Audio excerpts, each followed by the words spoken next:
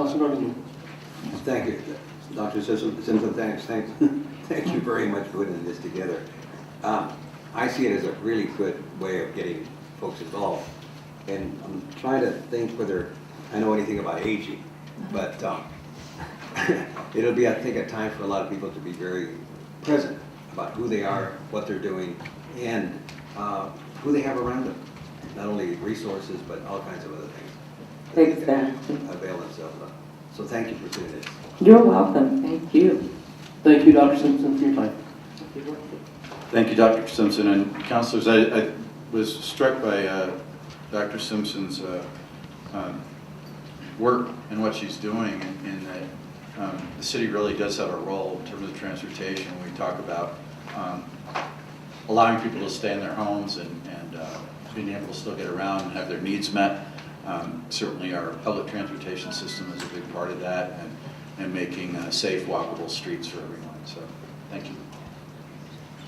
Thank you. Let's go and proceed.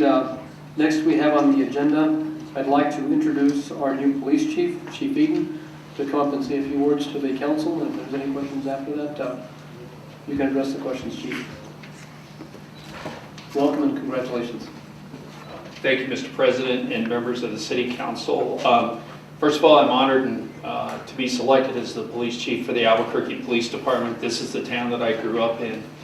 I never had the opportunity to serve as an Albuquerque Police Department officer, but through my almost 40-year career in law enforcement, I've interacted with the Albuquerque Police Department on many occasions.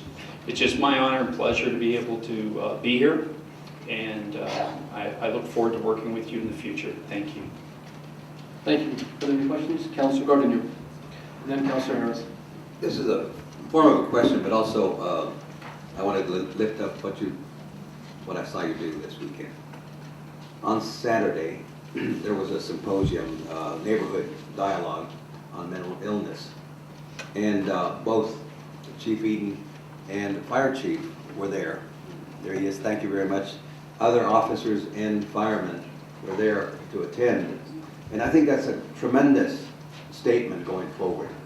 If we have people who are in leadership positions, like we see here, engaged and wanting to know about what it is that we're talking about as a community when it comes to mental illness, I think it is a great step forward. I also wanted to make sure that people understood that his wife, Mary, was also very engaged. And this was one of 6 meetings that are going to be held, symposia that are going to be held throughout the city. And it was just wonderful to see some of the young folks interacting. There was a video also that was presented. And it was heartwarming, and it was just a good place to be when you knew that you were talking about a very serious issue, but in a way that was so collaborative and part of what the community wanted to not only impart, but hear about and get people's reactions. And I wanted to thank you, and Chief, thank you also for being there. Thank you. Thank you. Councilor Harris. Thank you, Mr. President. Chief, I just wanted to welcome you and congratulate you on this position. Although it's, I almost wonder if you're kind of like the dog who caught the car. But in any event, congratulations for this very important role that you've chosen and very important obligation too. The police department right now is in a difficult crossroads, and I think we really need good leadership, and it would really be a wonderful opportunity and wonderful objective if we actually achieve it, to actually help turn the ship around. One thing that I would like to say is that I am happy that we did end up with a chief who was not from APD. I think a lot of the councilors were concerned that the council doesn't have any say over whether or not the bigger police chief gets appointed or not. And I think it does reflect well on the mayor and on the city that we chose somebody who doesn't come from within the ranks. I like Alan Banks. I think it's a tremendous loss for the city, but at the same time, someone who is actually, hopefully has a gravitas to actually make sure that your opinion is known, and if there needs to be a new direction, that the city of Albuquerque Police Department takes that direction. So again, thanks so much for being willing and able and taking this step forward with this tremendous opportunity and also tremendous responsibility. Thank you. Thank you. Councilor Lewis. Thank you, Mr. President. I do want to welcome you, Chief. I know you're come with great experience and your service to the state of New Mexico, and we certainly welcome you here and looking forward to working with you. I know one of the first among many, but there's a business here. I know in the next few months, the next month is a budget proposal from the Albuquerque Police Department, and we'll be dealing with that here in the next month. And I know that your recommendation will be a part of the administration's recommendation to this council. And over the years, we've budgeted for 1,100 police officers in the city of Albuquerque department to fund 1,100 police officers. And yet we've never reached 1,100 police officers. I don't believe that we've ever had that number. We've never reached that goal.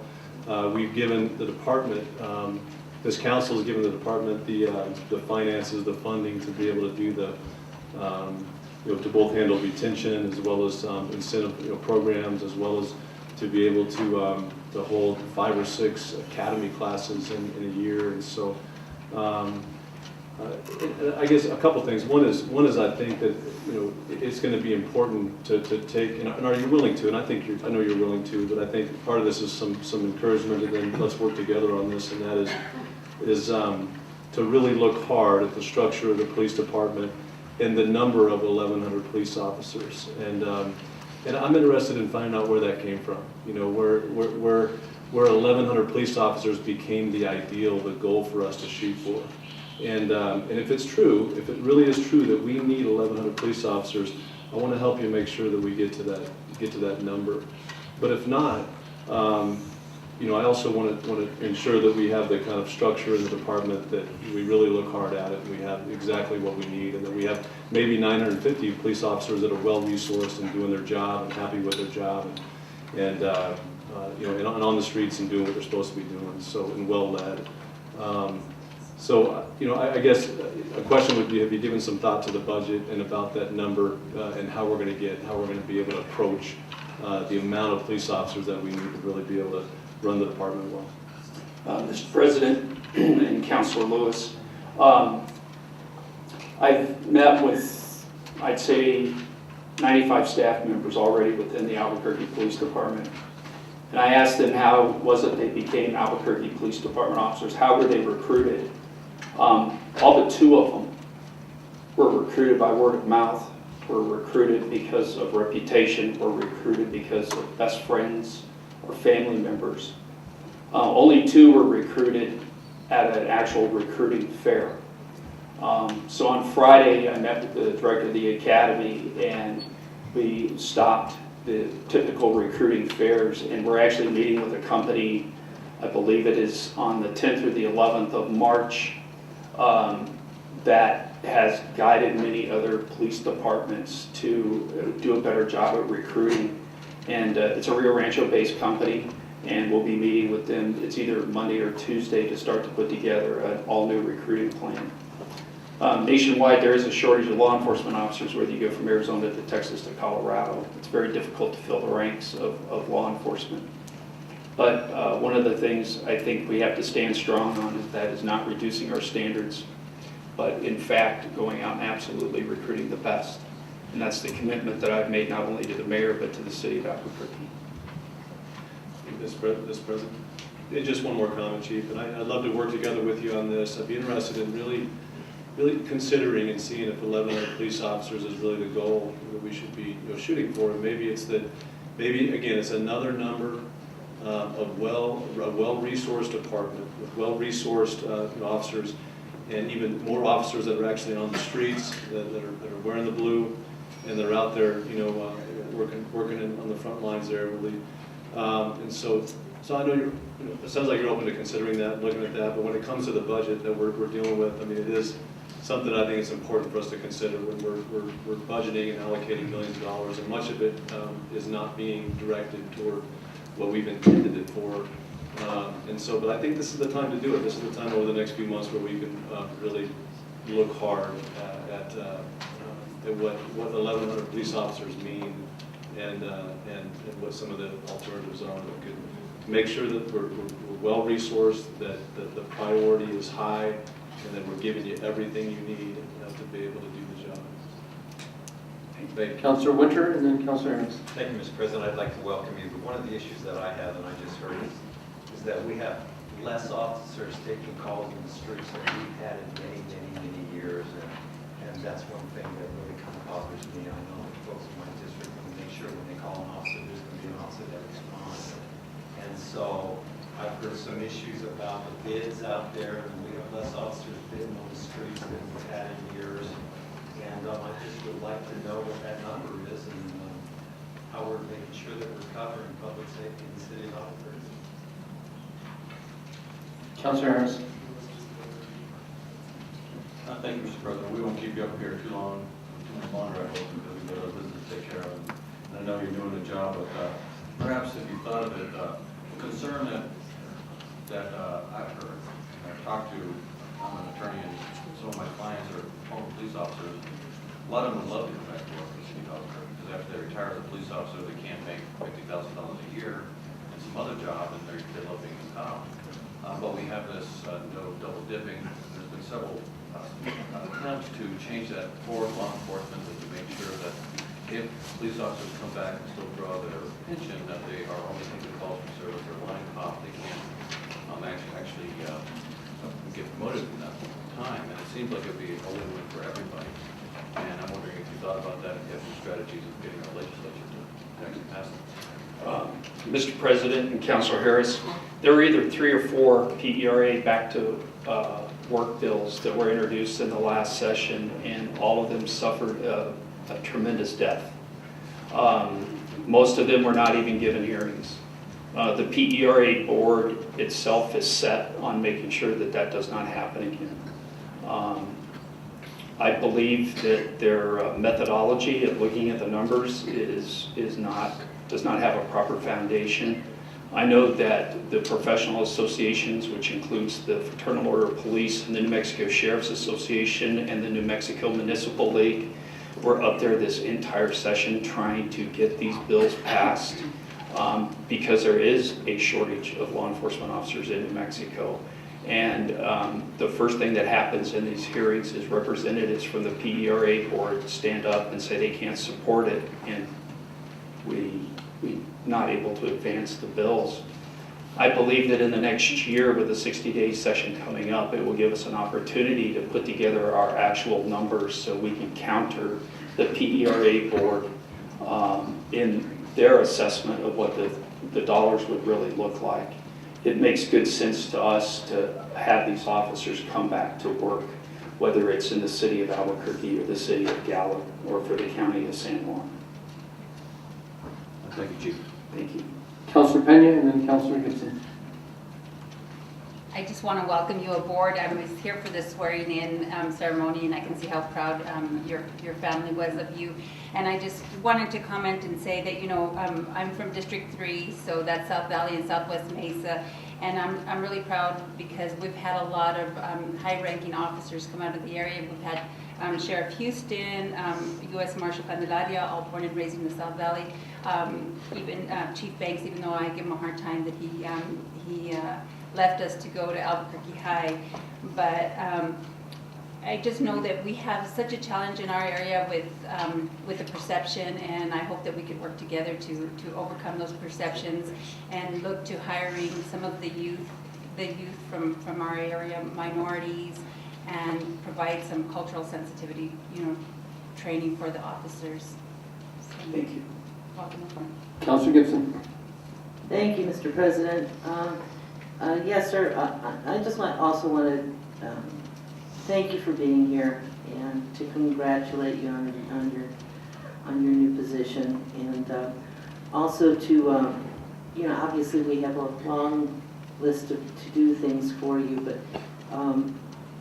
I'm very heartened to hear you say that you want to keep the standards high and to recruit professionals who can come to Albuquerque and give us a strong police force. So I'm very glad to hear you say that.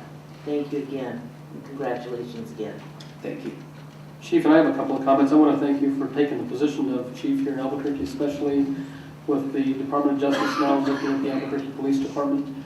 You served as a U.S. Marshal, and I would hope through that knowledge and understanding to that position that you can work with the Department of Justice, and once they come up with the findings and recommendations, that we can move forward as quickly as possible to restore the confidence that the Albuquerque Police Department and the members need to continue to do their job. I just don't feel that they deserve the credit that they receive.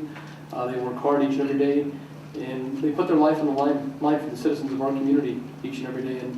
And we do, as Councilor Winter has stated, and some of the other council members, need to get those numbers up to 1,100 officers. I think it's paramount that we do that. So whatever you need from this council, if it's in budgetary and money to beef up recruitment, we must do that, because I don't think we can settle for anything less than 1,100 officers. Thank you, Mr. President. Thank you for your time. Okay, we are now under economic development discussion. Rob Dixon, president and owner of Paradigm and Company, will make a presentation. Thank you, Mr. President and councilors. I appreciate the opportunity to come here and speak to you briefly about the Tucson streetcar. I was in Tucson between Christmas and New Year's and rented a bicycle and stayed in downtown. And so I just thought I'd show you a few slides of what I saw and read you a couple of quotes from their paper. Groups. This is Chief Deputy Jessica Tyler and RPIO Sergeant Aaron Williamson. So just to make an initial statement, appreciate what Lynn Anderson said, very accurate with her description of my knowledge of what previously occurred between the City of Albuquerque and cops. I'd like to clarify that we did not invite cops to come here. This first came up this time last year when the retired Chief Deputy Scott Baird, who just spoke earlier, and Sergeant Aaron Williamson came to my office and implored me to bring them here last year.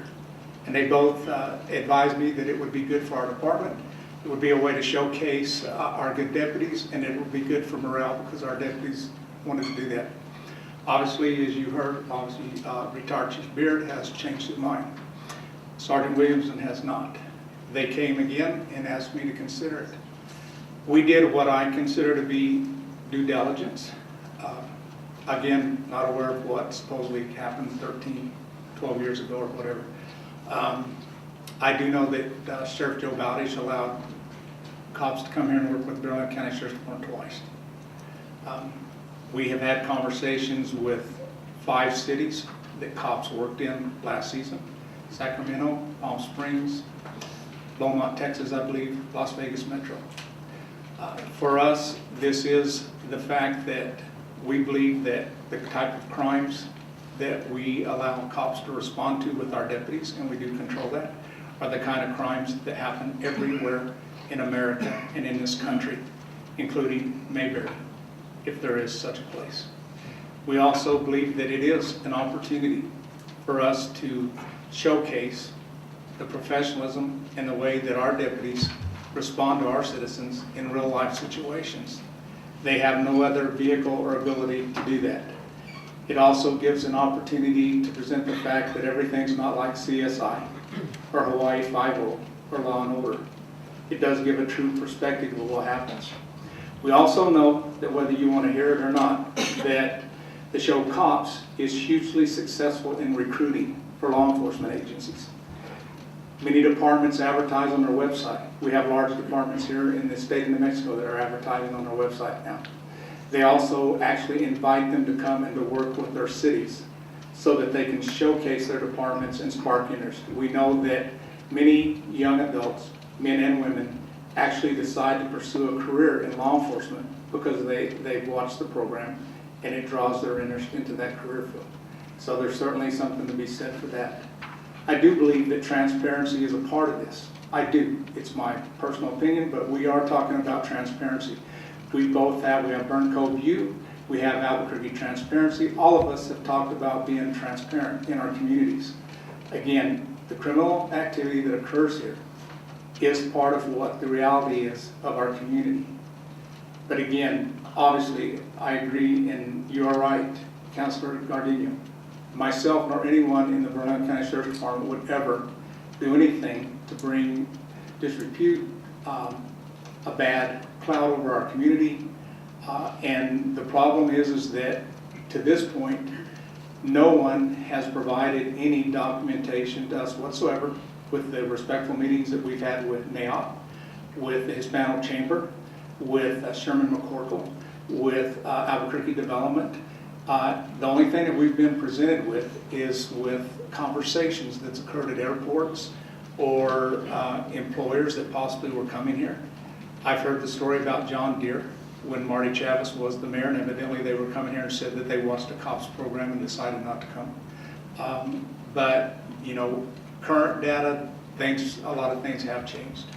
And the editing rights, the control of that, is not to try and diminish the crime or what occurs at an incident, but it does give me the ability to make sure that no culture is profiled, no particular area is profiled, and I've made it clear to Langley Productions, if they do come, that we will not allow that to happen. And I know that's been some of the concerns of some of the people. But with that, I'll open your questions. Are there any questions? Councilor Harris? Yes, and thank you for coming, Sheriff. I do have some questions. You said that you met with the Chamber of Commerce and with the National Association of Industrial Office Properties and Albuquerque Economic Development. I have not been with Chamber of Commerce. Okay. Albuquerque Development, Hispanic Chamber, NAOP, and Mr. Sherman McCorkle came with.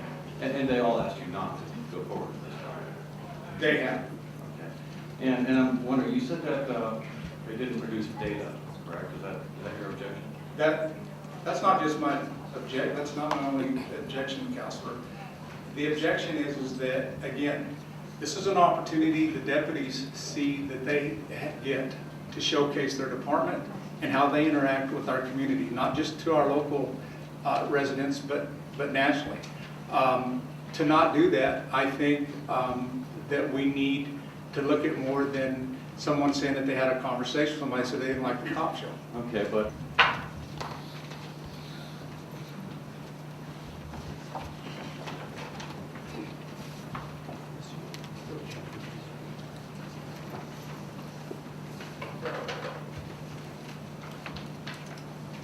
Welcome, Nora. Thank you very much. My name is Nora Naya, for the record. Council President, councilmen and women, I'm a lifelong resident of Albuquerque and proud to say so. I stand before you today, Council, to express my concern and opposition in regards to retired Chief Ray Schultz returning to the city of Albuquerque in any capacity.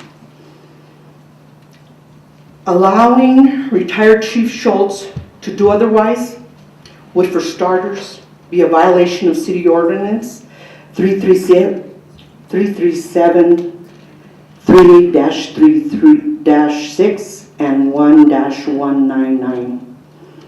More importantly, it simply does not sit well. It does not look right, and it reinforces the doubt so many already have. So my question is, why would we reinforce and support anything that doesn't provide progress for our city? I ask you not to allow this to happen, please. I ask you to remember that our city needs healing, not more illusion.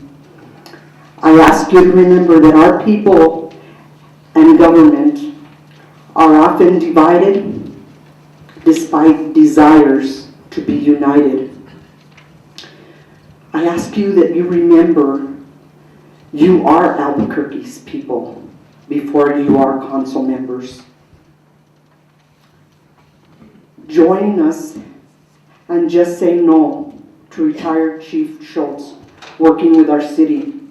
Let's make this night that it was clear with absolute that people and city council stood united. You have nothing to lose, everything to gain. Thank you, Ms. Naya. Thank you very much. Thank you. Thank you for your time. Roger Mickelson, followed by Charles Bennett, followed by Tad Naminsky, followed by Kenneth Ellis. Welcome. Followed by Carol Johnson.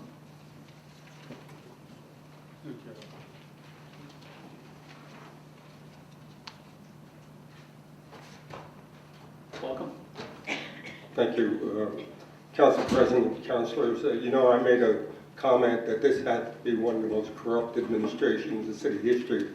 I just got finished looking over the 43 resumes for the Chief Eden's job, and I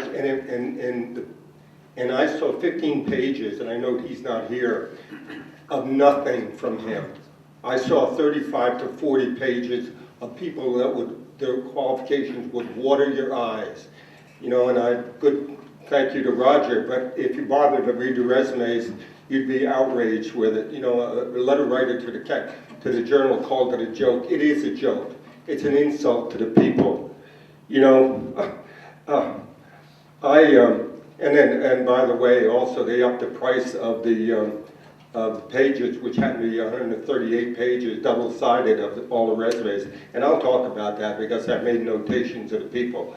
And this was a summary of it, and it doesn't even capture the strengths of the other candidates that weren't selected. I guess one of the questions I expected you to ask is Chief Eden, and he may be a nice guy, but he's completely unqualified for this job. He is completely unqualified. If you took the time to read those resumes, you would give him a vote of no confidence if you had the guts to do that. If you had the guts to do that. He doesn't belong in the job. He's not the man to fix it. He's got a horrible record in terms of state police. He doesn't even supervise them.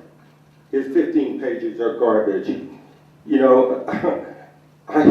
the other thing, and there's going to be an expose on Schultz and the timeline on him with this contract with the things, and it'll hit the newspapers tomorrow. And you ought to see the eye in Albuquerque if you're not reading it on how they self-destructed APD. I mean, look at the resumes. Eden is a disgrace, he truly is. Thank you, Sylvia. Your time is up. Next speaker, Carol Johnson, followed by Simon Polakowski.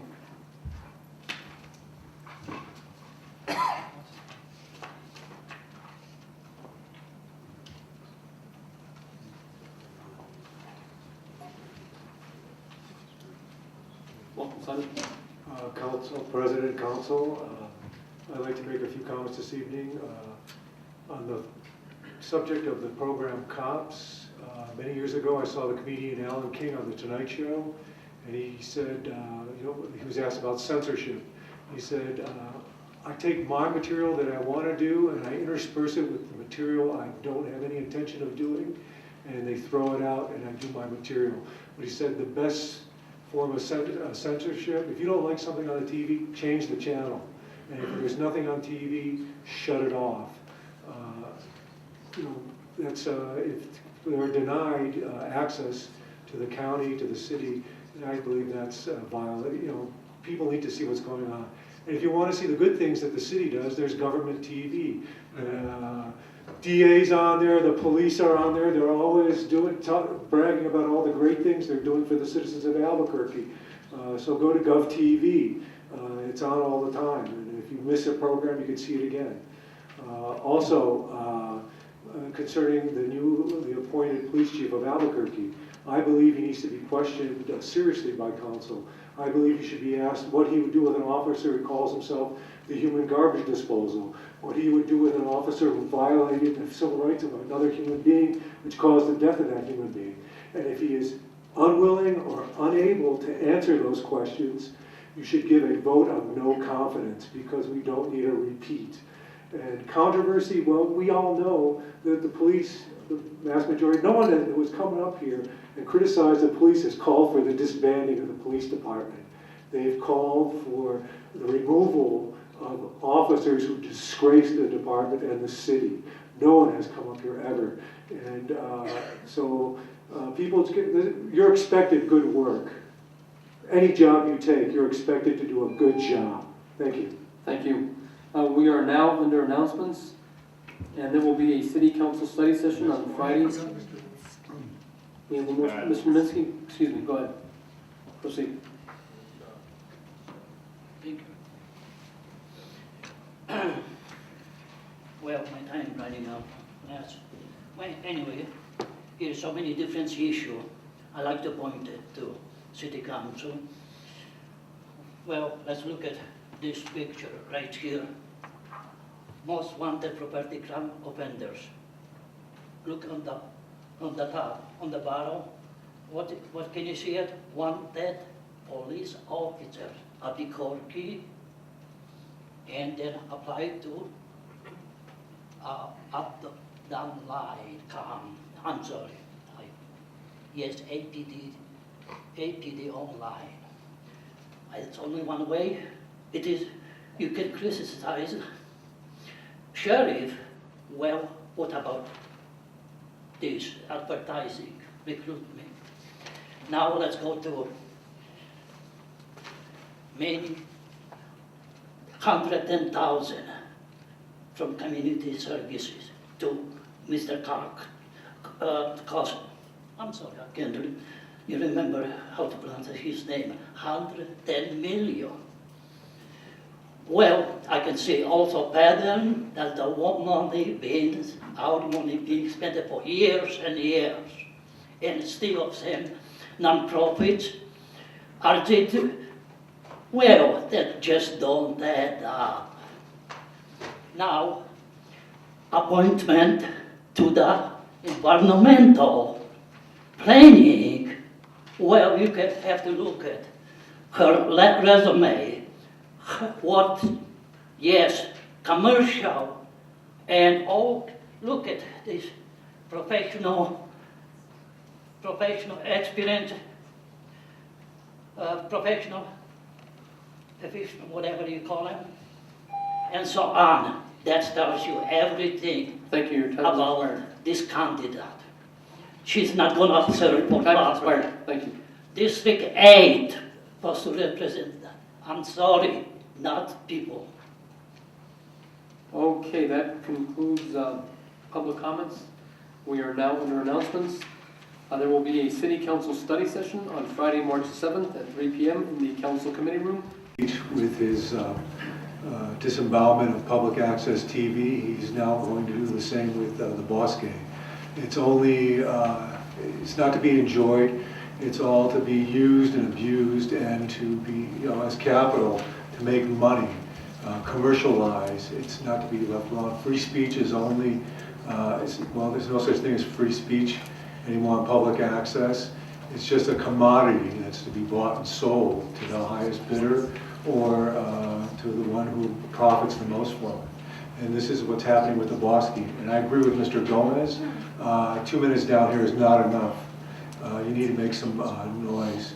And also, it'd be really great, if council could travel from district to district, maybe to high schools, where people from that district could come at a decent time and see what actually goes on at city council. And maybe if it were mandatory for high school students, seniors to attend, and write a paper, what I observed and saw on council. When my last year of high school, I was on a military base. We had to make a government. We had every senior civics class was a government, and then we had to talk with each other. And we're throwing our young people into citizenship without any idea of what really goes on. And I think it should be mandatory that seniors come down and see what actually goes on, ask questions, write a report, and if council could travel from high school to high school, and then people from those districts, because people have come down and said, they complained, this all happens downtown. Well, let's go to the Northeast Heights, the Southeast Heights, the West Mesa, North Valley, South Valley, and let the citizens of Albuquerque see what really goes on here at City Council. Thank you. Thank you. Followed by Matt Piccirillo, and he will be the last speaker. Hello, my name is Matt Piccirillo, and I'm the field organizer for Nextdoor.com as well as an Albuquerque resident. I just wanted to take this time to let those in attendance and the council know about Nextdoor. There's 66 neighborhoods throughout the city that are currently using Nextdoor. I've been to a lot of neighborhood association meetings in the last few months. I know crime and safety is a big issue across the city. Nextdoor turns every member of the neighborhood into a neighborhood watchman, sort of a virtual neighborhood watch. In my own neighborhood, there's been a lot of discussion about the fuel spill. So various neighborhood issues, if you live in the South Valley, maybe the Bosque, issues would be something else you could discuss on there. In addition, there's a city program that Nextdoor has, where the city or the police department would be able to post messages into specific neighborhoods So just a way to get neighbors connected with each other as well as the city connected with the neighborhoods. So I'll make myself available for questions maybe during the break if anyone has any. Thank you. Thank you. And Alphonse is no longer here, so let's go ahead and proceed to announcements. Councilor Garduno and Winter. Councilor Winter. Thank you, Mr. President. There will be a police oversight task force meeting on Wednesday, January 29th at 5:30 p.m. in the council committee room, 9th floor, room 9081. And Councilor Garduno. Thank you, Mr. President. There will be an Albuquerque-Bernalillo County Water Utility Authority meeting on Wednesday, January 29th at 5 p.m. here in the Vincent E. Griego Chambers. We are now under item 11, the consent agenda. Are there any changes to the consent agenda? Councilor Gibson, is that?